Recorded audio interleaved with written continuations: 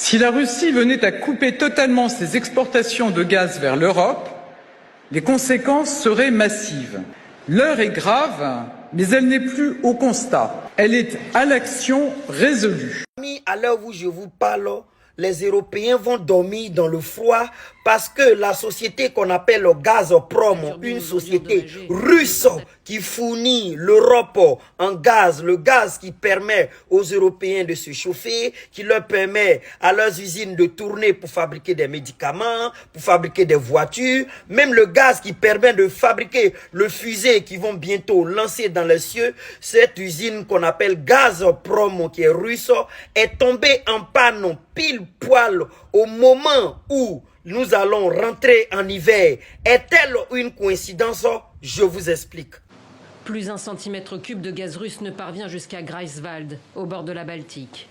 Les livraisons via Nord Stream 1, qui relie la Russie à l'Allemagne, devaient reprendre ce samedi après 3 jours de maintenance. Mais le fournisseur Gazprom dit avoir découvert des fuites d'huile dans la turbine.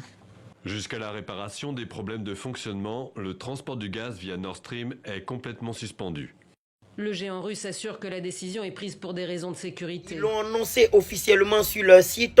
Ils disent que leur panneau va les empêcher de pouvoir honorer l'engagement vis-à-vis de l'Europe et surtout vis-à-vis de l'Allemagne qui est un gros consommateur de gaz qui dépend beaucoup de ce gaz qu'on appelle le gaz russe. C'est comme si la Côte d'Ivoire, que le producteur d'électricité ivoirien CIE disait que attention aux Maliens, je suis en panne et cette panne m'empêche de fournir de l'électricité aux Maliens. Donc c'est cette situation que les Européens essaient de contourner parce que depuis longtemps, ils savaient que cette société, tout compte fait, allait trouver un moyen de ne plus leur fournir du gaz à cause des sanctions de l'Union européenne et de l'OTAN contre la Russie.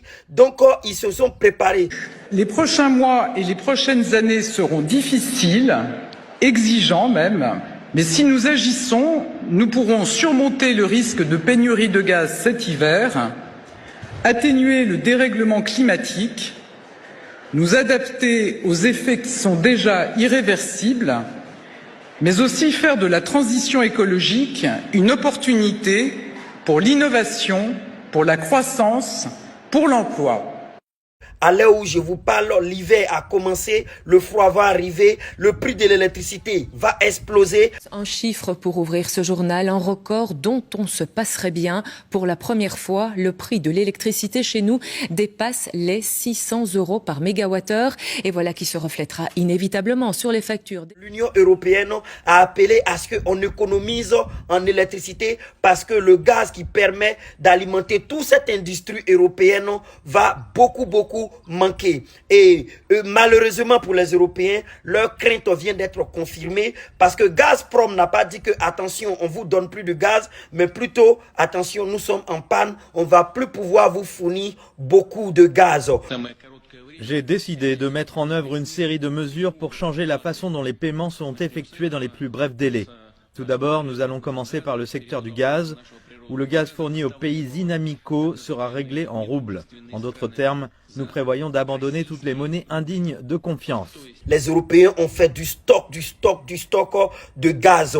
Qu'il y avait des sanctions sur la Russie, les Européens ont dit non, on ne va pas payer en roubles, on va payer en euros. Finalement, ils ne nous ont pas tenus au courant comment ils arrivent à faire leur stock de gaz malgré les sanctions, malgré le fait que la Russie a exigé qu'ils payent en roubles. On ne sait pas ce stock-là, peut-être qu'ils se sont passés en douce pour aller payer en roubles, on n'en sait rien. J'en pense que je n'en pense rien. Je ne suis ni de gauche ni de droite. Mais en tout cas, la Russie, je ne les connais pas.